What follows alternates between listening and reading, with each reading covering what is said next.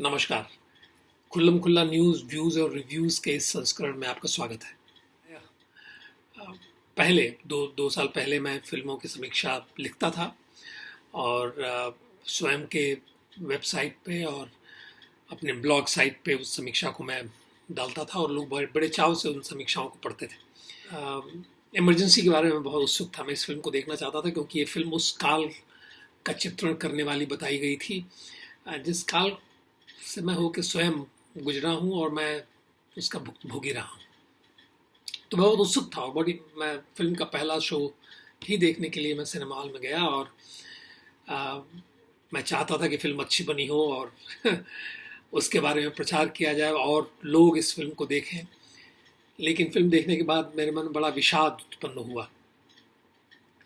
एक तो मेरी अपेक्षा ये थी कि कंगना रनौत स्वयं भी एक हिंदूवादी और राष्ट्रवादी मानी जाती हैं और मुझे ऐसी अपेक्षा थी कि वो इस विषय पे जब फिल्म बनाने जा रही हैं तो बहुत सोच समझ के, बहुत शोध करके और इसके जो अभी तक पहलू जो बताए नहीं गए, उजागर नहीं किए गए इमरजेंसी के, उन पहलुओं को उजागर करती हुई फिल्म बनाएंगी। लेकिन ये बड़ा दुखदाई था मेरे लिए क्योंकि ये फिल्म तो इमरजेंसी के बारे में है ही नहीं और उस काल का जो चित्रण है वो तो इतना सतही और इतना इतना बकवास है कि आदमी अपना माथा पीट ले। विशेष रूप से जो चित्रीकरण है इस फिल्म के अंदर, जिस तरीके से अलग अलग चरित्रों को, राजनीति के चरित्रों को, समाज के क्षेत्र में काम कर रहे हैं जेपी जैसे चरित्र को जिस तरीके से उसको निर्मित किया गया है और जिस तरीके से उसको परफॉर्म किया गया है अभिनेताओं द्वारा, वो भी बहुत जाने माने अभिनेताओं द्वारा, वो भी अब अनुपम खेर स्वयं भी, उनके बारे में भी हम लोग जानते हैं कि वो हिंदुत्ववादी हैं, राष्ट्रवादी हैं और मुझसे 1-2 साल बड़े हैं, तो मुझे पूरा विश्वास है कि थोड़ी बहुत जानकारी तो उनकी रही होगी इमरजेंसी के बारे में।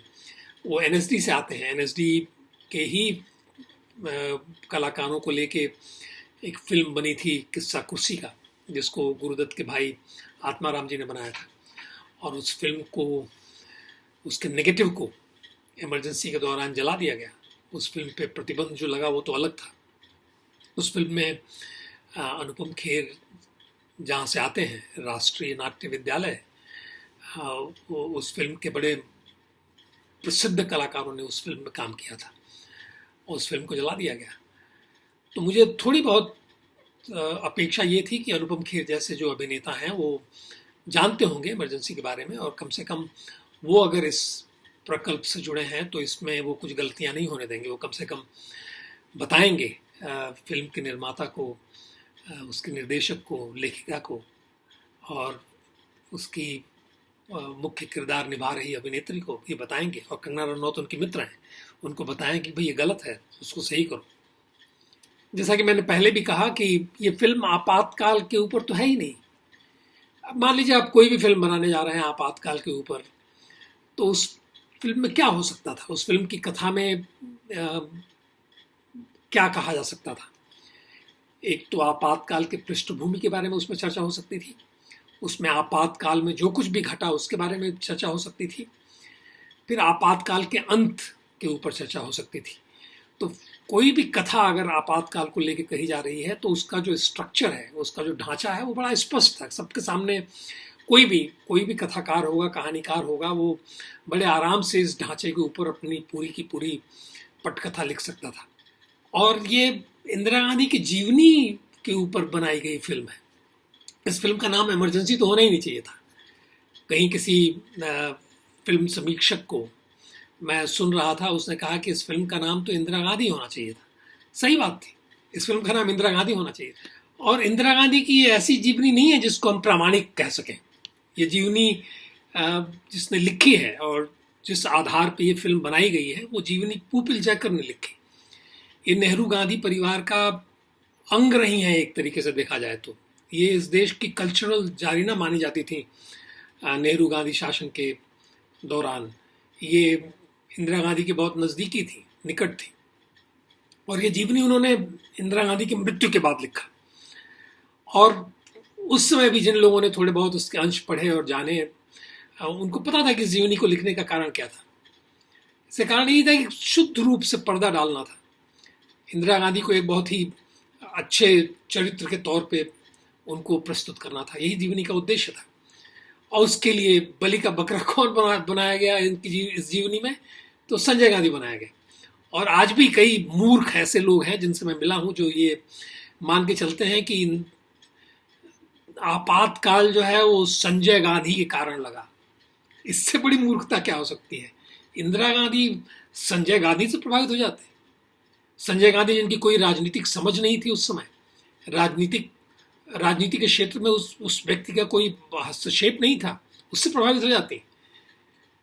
और अगर इतनी प्रभावित थी वो संजय गांधी से और इतनी ज़्यादा वो संजय गांधी के नियंत्रण में थी, तो संजय गांधी के मृत्यु के बाद जिस तरीके से मेनका गांधी को इंदिरा गांधी हाउस होल्ड से उठा के फेंक दिया गया, सामान के साथ बाहर निकाल दिया गया, ये तो नहीं हुआ होता। अगर संजय गांधी का इतना बड़ा नियंत्रण कांग्रेस पार्टी पे रहा होता, संजय गांधी का इतना बड़ा नियंत्रण उनकी अपनी माताजी पे हुआ वो रहता, तो माताजी के मन में संजय गांधी की पत्नी के प्रति कोई भी तो भाव रहता। संजय गांधी के इकलौते बेटे के प्रति भी कोई कुछ तो अच्छे भाव होते, लेकिन उन दोनों को निकाल बाहर फेंका। उनके सामान को इंदिरा गांधी के घर से बाहर सड़क पे फेंक दिया गया। इस तरीके से निकाला गया जैसे कि हम अक्सर देखते हैं जब किसी को बेदखल करना होता है तो किस तरीके से एक पूरी फौज आती है और गुंडे सामान को उठा के बाहर फेंक देते हैं, वैसे फेंकवाया था बाहर इंदिरा गांधी ने। तो ये सारी जो जीवनी प्रफुल्ल जयकर ने लिखी, वो पूरा जो कुछ भी इंदिरा गांधी ने किया वो उसके ऊपर पर्दा डालने के लिए लिखा। जो जानते हैं और जिन्होंने देखा है उस काल को, वो अच्छी तरह जानते हैं कि इंदिरा गांधी का शासन कितना दमनकारी था। उस शासन के दौरान ही मीसा जैसा कानून बनाया गया, maintenance of internal security act. उससे ज्यादा ड्रैकोनियन और भयंकर कानून अभी तक इस देश में नहीं बना है। उस कानून के अंदर किसी गिरफ्तारी हो जाती है और वो जेल में पड़े रहते, जीवन भर वो जेल में सड़ जाते। ऐसे कानून बनाए गए थे और उन कानूनों का भरपूर उपयोग होता था। आजकल इतना बावेला खड़ा हो जाता है अगर पुलिस किसी को रोक देती है, किसी को उठा के एक प्रिवेंटिव कस्टडी में ले लेती है, उसके लिए इतना हंगामा खड़ा हो जाता है। उन दिनों गोली चलना, उन दिनों टीयर गैस चलना, लाठी चार्ज होना, ये सामान्य बातें होती थी। कोई भी आंदोलन करने के लिए आप सड़क पर उतरिए, दमनकारी शासन आपकी हुलिया खराब कर देता था। लेकिन यहाँ तो लगता है ऐसे कि इंदिरा गांधी जो है बिल्कुल दूध की धुली थी और संजय गांधी के कारण सब कुछ गड़बड़ हो गया।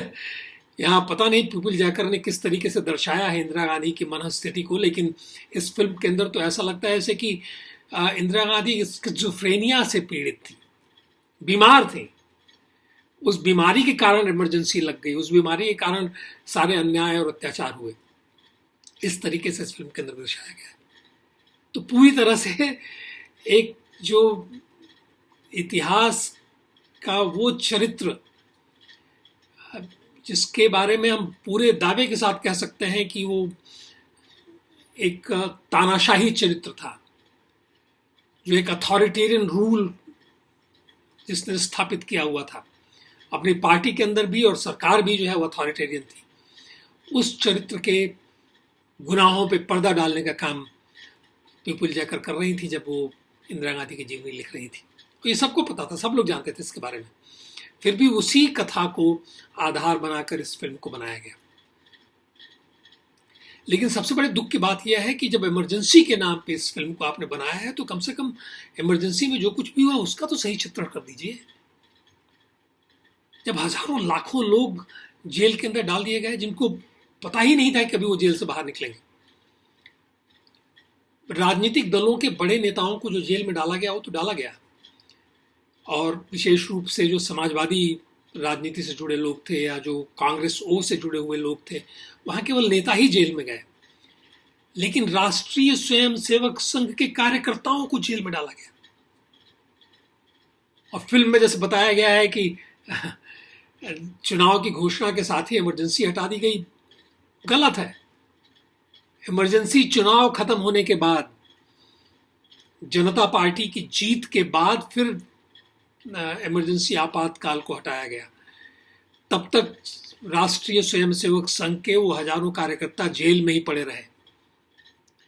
राष्ट्रीय स्वयंसेवक संघ के कार्यकर्ताओं को तो बिल्कुल, जो गिरफ्तार किए गए थे उनको कभी अंदेशा ही नहीं था कि वो कभी छूट पाएंगे, क्योंकि सोवियत मॉडल पूरी तरह से उसको लागू करने का प्रयास किया जा रहा था, और ये मान के वो बैठे थे कि अब जीवन भर जेल में ही रहना है या कहीं और रहना है, कहीं किसी कंसंट्रेशन कैंप में उनको भेज दिया जाना है।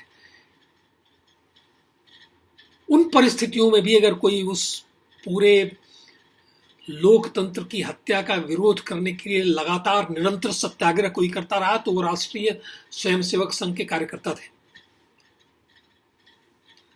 बाकी राजनीतिक दल और बाकी संगठन, उसमें उनके नेता गिरफ्तार हुए होंगे, लेकिन यहां तो सामान्य कार्यकर्ता गिरफ्तार हुआ था, जेल में डाला गया था, और जिसके बाहर आने की कोई उम्मीद नहीं थी, कोई आशा की किरण नहीं किसी को नजर आती थी।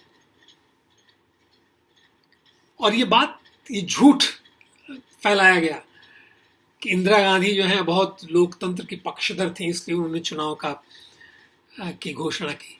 जी नहीं, चुनाव की घोषणा इंदिरा गांधी ने ये जान के की कि ये देश सोए हुए लोगों का देश है। उन्हें इस देश का इतिहास पता था, उन्हें पता था कि मुट्ठी भर लोग जो है इस देश को किस तरीके से अपने नियंत्रण में रख सकते हैं, जैसा अंग्रेजों ने किया, जैसा मुगलों ने किया, जैसा जिहादियों ने किया, ये उनको पता था। और जिस तरह का वातावरण 25 जून के बाद जो बना इस देश के अंदर, उसमें उनको पूरी तरह से लग गया कि अब सब कुछ काम ठीक है, अब सारा देश उनके नियंत्रण में है। और तब जाके चुनावों की घोषणा हुई। अंग्रेज भी इस देश में चुनाव कराते थे, प्रोविंशियल असेंबली इलेक्शन अंग्रेजों के समय में हुआ करता था। तो कुछ इसी प्रकार का था, वो बहुत निश्चित थी वो कि इन चुनाव में उनको ही जीतना है। तो आपातकाल की जो ये विभीषिका थी, उसका थोड़ा भी, कुछ भी अंश भी अगर इस फिल्म के अंदर अगर सही तरीके से रख दिया जाता, उसको बता दिया जाता, तो मुझे लगता है कि चलो ठीक है, फिल्म सफल है, अपने उद्देश्यों में सफल है। इमरजेंसी नाम भी ठीक ठाक है, चलो।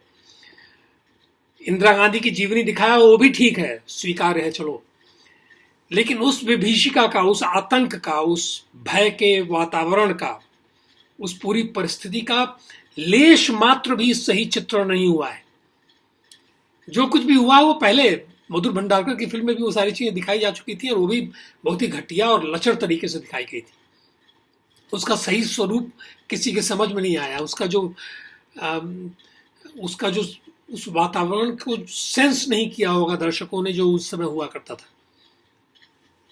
तो यही स्थिति यहां इस फिल्म के अंदर भी है। तो एक तो फिल्म ने अपने विषय के साथ पूरी तरह से अन्याय किया है, और जहां तक चरित्र चित्रण की बात है, उसमें तो पूरी तरह से ही, बताइए, जयप्रकाश नारायण का चरित्र निभा रहे हैं अनुपम खेर। अरे भाई, थोड़ा देख लेते, उस समय के कुछ चित्र उपलब्ध हैं। रघु राय ने जेपी मूवमेंट के दुनिया भर के फोटोग्राफी की है, वो सब कुछ उपलब्ध है हर जगह। उन्हीं का थोड़ा अध्ययन कर लेते, जान लेते कि जयप्रकाश नारायण का चरित्र क्या था, वो कैसा दिखते थे, उनका गेटअप क्या था, वो क्या पहनते थे। थोड़ा ये भी अध्ययन कर लेते फिल्म के लेखक लेखिका, जिन लोगों ने भी इस फिल्म को लिखा है, कि लोगों को कहाँ किस तरीके से जेलों में रखा गया। ये छोटी मोटी चीजें थी जिनको बड़े आराम से शोध किया जा सकता था। इन सारी चीजों को बहुत सुंदर तरीके से उस काल का चित्रण, सही चित्रण करते हुए सामने रखा जा सकता था, जो काल बहुत दूर का काल नहीं है। कभी कभी इतिहास एक ऐसा होता है जिसको हमने नहीं जाना है। अगर कोई बात करेगा कि भाई 1947 के पहले का इतिहास जो है, तो हम नहीं जानते।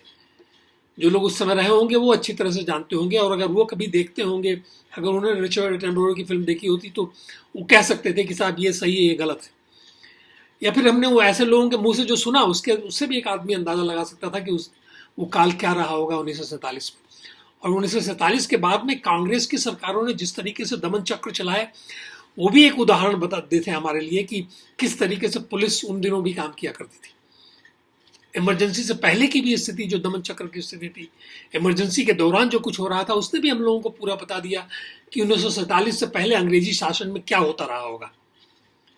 कैसे अगर आप कहीं कहीं आंदोलन के लिए निकल रहे हैं तो आपके पीछे एक सीआईडी का आदमी भी लगा हुआ है। ये सब कुछ हम लोगों ने देखा है। आज तो मैंने आज तो मैं किसी विरोध पक्ष के नेता से ये नहीं सुनता हुआ पाया जाता हूँ कि साहब हम आंदोलन के लिए निकले, हम काला झंडा दिखाने के लिए जा रहे थे और हमारे पीछे पीछे एक सीआईडी वाला भी जा रहा था। कांग्रेस शासन में वो सब कुछ होता था जो अंग्रेजी शासन में हुआ करता था। और कुछ लोग बात कर रहे हैं कि ये सारे जिन लोगों ने अलग अलग किरदार निभाए हैं, किसी ने अटल बिहारी वाजपेयी का किरदार निभाया है, किसी ने अनुपम खेर ने जयप्रकाश लोकनायक का किरदार निभाया है, किसी दृष्टिकोण से वो लोकनायक नहीं दिखाई पड़ते, क्योंकि उनको पता नहीं है वो कैसे उस चरित्र को जी सकते हैं, जबकि वो जानते ही नहीं है उस चरित्र के पीछे की कथा। वो जानते ही नहीं है कि वो चरित्र क्या कर रहा था आपातकाल और उसके पहले के काल में। कुछ पता नहीं है उनको, या फिर आपातकाल के बाद के काल में वो क्या कर रहा था, उसका भी किसी ने अध्ययन नहीं किया है। तो कैसे जानेंगे मनस्थिति उस चरित्र की और फिर उसको निभाएंगे। और अटल बिहारी वाजपेयी का चरित्र जो निभा रहे हैं वो एक अलग कैरिकेचर है। ये सब जोकर की तरह सबके सब वहां नजर दिखाई पड़ते हैं। फिल्म ने इन महत्वपूर्ण और महान किरदारों को जोकर बना दिया है। जॉर्ज फर्नांडिस भी एक जोकर की तरह उसमें बना दिए गए हैं। कम से कम एक कुछ उद्धृत कर देते कि जॉर्ज फर्नांडिस उस समय क्या कर रहे थे, किस केस में उनकी गिरफ्तारी हुई थी, बड़ौदा डायनामाइट केस का कुछ तो उदाहरण दे देते, और भी जो अन्याय अत्याचार हुए उसे कहीं से उदाहरण दे देते, कुछ कर देते, तो मानते कि हाँ ठीक है, आपने उस काल का सही चित्रण किया है। कहीं कुछ नहीं है। तो क्या है फिल्म के अंदर? तो फिल्म जो है पूरी तरह से एक रैंप वॉक है, जिसके अंदर फिल्म का कला निर्देशक, फिल्म के ड्रेस डिजाइनर, फिल्म के मेकअप आर्टिस्ट, ये सारे के सारे लोग जो हैं बस एक ही काम में लगे हैं कि किस तरीके से कंगना रनौत जी को इंदिरा गांधी करके दिखा दिया जाए। यही प्रयास है। और फिर वो रैंप वॉक पे वो साड़ियां, अलग अलग भिन्न भिन्न किस्म की साड़ियां। अरे हम लोगों ने देखा है इंदिरा गांधी को, वो खद्दर की साड़ी के अलावा हमने और किसी साड़ी में तो उनको नहीं देखा। कहीं विदेश यात्रा पर गई तो वहां उन्होंने बदल लिया होगा साड़ी, कहीं किसी टीवी इंटरव्यू में, कहीं ब्रिटेन में कहीं कोई टीवी इंटरव्यू दे रही होंगी, वहां थोड़े अलग साड़ी और केश सज्जा थोड़ी अलग हो गई होगी। लेकिन यहाँ तो हमने सबने उनको वो सामान्य खादी की साड़ी में ही सबने उनको देखा था। लेकिन यहाँ तो एक अलग अलग तरह के वेशभूषा और सब कुछ, और अचानक स्किज़ोफ्रेनिक हो जाती हैं वो, और क्या क्या सब ऊल जुलूल सब कुछ इसके अंदर दिखाया जा रहा है। अरे बकवासबाजी की भी एक सीमा होती है, थोड़ा सा अध्ययन कर लेते हैं। मूर्खता की भी एक सीमा होती है, ये महामूर्खता। ये सारे सब कुछ उपलब्ध है, मटेरियल दुनिया भर का उपलब्ध है। ये कोई ऐसा मटेरियल नहीं है जो मणिकर्णिका फिल्म बना रहे हैं जिसको बनाने के लिए आपको कल्पना का सहारा लेना पड़े। ये तो मटेरियल, इसमें कल्पना का सहारा लेने की आवश्यकता नहीं है। पुस्तकें उपलब्ध हैं, चित्र उपलब्ध हैं, जयप्रकाश आंदोलन के चित्र उपलब्ध हैं, उनके भाषणों के चित्र तो उपलब्ध हैं। भाषणों को उनका जो उस समय जो फिल्म्स डिवीजन वगैरह में जो कुछ भी वहाँ आर्काइव में था उसको ख़त्म कर दिया गया, लेकिन फिर भी बहुत कुछ अभी भी उपलब्ध है। उसके ऊपर कई डॉक्यूमेंट्री एविडेंसेस उसके उपलब्ध है। उन सब का थोड़ा सा अध्ययन कर लेते हैं, उन चरित्रों का। एक बार फिर से बॉलीवुड ने यह सिद्ध कर दिया है कि इसकी क्षमता नहीं है कि भारत के इतिहास को ये सही परिप्रेक्ष्य में, सही तरीके से, सुंदर तरीके से, सिनेमेटिकली एक विश्व स्तरीय फिल्म बना के सारी दुनिया के सामने रख सके। और इमरजेंसी जैसा महत्वपूर्ण विषय, संभावनाओं से भरा हुआ विषय, उन संभावनाओं को एक्सप्लोर करने का, उनको खोजने का कोई प्रयास ही नहीं हुआ है। कहीं कोई अध्ययन नहीं, कहीं कुछ नहीं। सारा जोर केवल एक बात पे है कि किस तरह से कंगना रनौत इंदिरा गांधी दिखने लगे, ये कह सके कि देखिए एकदम इंदिरा गांधी की तरह बोल रही हैं वो। वो भी नहीं बोल पाई वो इंदिरा गांधी की तरह। और किंवदंतियां उनके ऊपर पूरी तरह से आधारित फिल्म है, जो कथाएं गढ़ी गई, बताई गई, कहीं कुछ छोटी बात हुई थी उसको बड़ा करके बताने का जिस तरीके से प्रयास किया गया है, और मूर्खतापूर्ण प्रयास है ये सब कुछ। और जापानी सिनेमाटोग्राफर लाए गए हैं, क्या सिनेमाटोग्राफी कर रहे हैं भाई वो, यही बकवास। आप एक जनसभा का भी सही चित्रण नहीं कर पा रहे हैं। आपका कला निर्देशक जो है, जो कुछ करना चाहिए, आपके जो विजुअल इफेक्ट्स के लोग हैं, उनको जो कुछ करना चाहिए था उस वातावरण को निर्मित करने के लिए, वो कुछ नहीं कर रहे हैं, कुछ नहीं कर पा रहे हैं, क्योंकि उनकी कल्पनाई में ही कुछ नहीं है। उन्होंने अध्ययन नहीं किया, शोध नहीं किया। दुनिया भर का जो उपलब्ध मसाला था, मटेरियल था, इतिहास के उस मटेरियल को खोजने का प्रयास तक नहीं किया गया। बस कैरिकेचर, माइम हो रही थी। और ये फिल्म अपने विषय के लिए जानी जानी थी, इसका विषय महत्वपूर्ण था। उस विषय से ही अगर सारी चीजें जो है उस विषय से ही निकल के आनी थी, चाहे इसका कला निर्देशन हो, चाहे इसकी सिनेमाटोग्राफी हो, चाहे इसका चरित्र चित्रण हो, जो कुछ भी हो, सब कुछ उस विषय से ही निकल के आना था। अगर उस विषय को ही ठीक ढंग से समझा नहीं गया, उस विषय को ही इस कहानी का आधार नहीं बनाया गया, तो फिर बाकी कुछ कहने के लिए रह क्या जाता है फिल्म का। फिल्म तो वैसे ही बेमानी हो जाती है। तो केवल इसलिए कि फिल्म को अप्रिशिएट किया जाना चाहिए क्योंकि कंगना रनौत की नाक बिल्कुल परफेक्टली इंदिरा गांधी की नाक की तरह दिखाई गई है। ये तो कुछ ऐसा है हुआ जैसे कि प्रियंका गांधी बहुत बड़ी नेता है क्योंकि उनकी नाक उनकी दादी से मिलती है। तो इस फिल्म को अच्छा इसलिए मान लिया जाए क्योंकि कंगना रनौत इंदिरा गांधी की तरह चलती हैं। वैसे वो चलती नहीं इंदिरा गांधी की तरह, लेकिन इंदिरा गांधी की तरह चलती हैं तो कमाल हो जाएगा साहब।